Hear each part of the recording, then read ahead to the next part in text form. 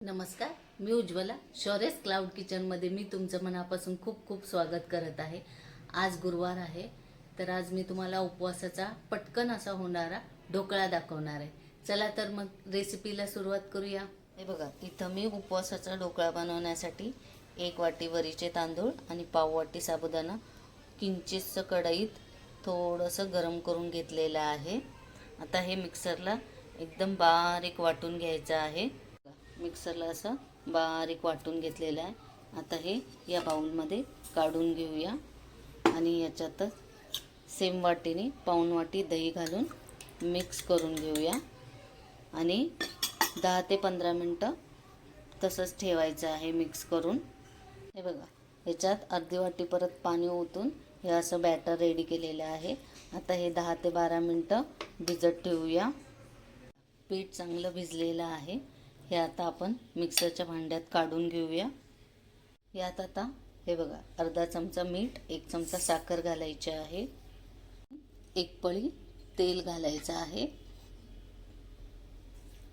आणि मिक्सरला थोडंसं फिरवून घ्यायचं आहे. हे बघा, असं मिक्सरला वाटून घ्यायचं आहे. ह्याच्यात आता पाव वाटी सोडा घालायचा आहे, पाव चमचा सॉरी, आणि चांगलं हलवून घ्यायचं आहे. बघा, या स्टीमरच्या प्लेटला मी तेल लावलेलं आहे. त्याच्यात हे बॅटर ओतायचं आहे. त्यावर थोडीशी मिरची पावडर भुरभुरायची आहे. हे दिसायलाही छान दिसतं आणि चवही छान लागते. हे बघा, स्टीमरमध्ये मी पाणी उकळायला ठेवलेलं आहे. त्याच्यातही ढोकळ्याची प्लेट ठेवायची आहे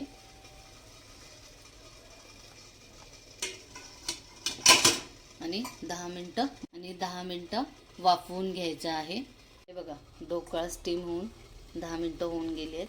हे बघा, छान फुगलेलं आहे. हे बघा, आता असं करून बघूया. क्लीन आले म्हणजे ढोकळा रेडी आहे. आता गॅस बंद करूया आणि थोडंसं थंड करायला ठेवूया. ढोकळा आता थंड झालेला आहे. आपण आता हा कट करून घेऊया.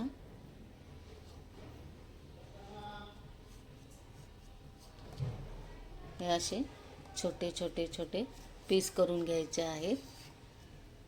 बघा, ढोकळ्यावर तडका देण्यासाठी मी तेल गरम करायला ठेवलेलं आहे. 1 पळी तेल घेतलेलं आहे. त्याच्यात 1 मिरची ही अशी आडवी आडवी चिरलेली आहे. हे बघा, मिरची चांगली तळली की त्याच्यात 1 चमचा साखर घालायची आहे आणि किंचितसं पाणी घालायचं आहे. हा तडका या ढोकळ्यावर सगळा पसरून घ्यायचा आहे. तुम्हाला उपवासाला जिरे चालत असतील, कोथिंबीर चालत असेल तर तुम्ही याच्यावर घालू शकता. हे बघा, आता असा ढोकळा काढून घेऊया.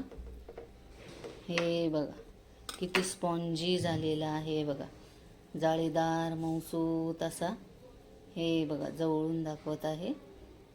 हे बघा, किती जाळी आलेली आहे छान अशी. हे बघा, उपवासाचा ढोकळा पटकन होणारी ही रेसिपी आहे. हे बघा, उपवासाचा पटकन होणारा असा, हे बघा, स्पॉन्जी एकदम जाळीदार असा झालेला आहे. तर तुम्ही ही रेसिपी करून बघा. आवडली तर माझ्या शौर्यस क्लाउड किचनला लाईक, शेअर आणि सबस्क्राईब करायला विसरू नका. कशी वाटली माझी उपवासाच्या ढोकळ्याची रेसिपी? आवडली असेल तर माझ्या शौर्यस क्लाउड किचनला लाईक, शेअर आणि सबस्क्राईब करायला विसरू नका. अशाच नवनवीन रेसिपीज मी घेऊन येत जाईन, तर नेहमी विजिट द्या माझ्या शौर्यस क्लाउड किचनला.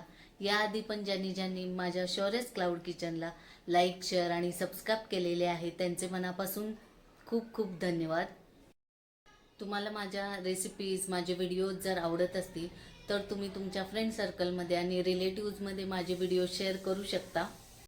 माझे व्हिडिओज आणि माझ्या रेसिपीज जर तुम्हाला आवडत असतील तर शौर्यस क्लाउड किचनला सबस्क्राईब करायला विसरू नका. धन्यवाद.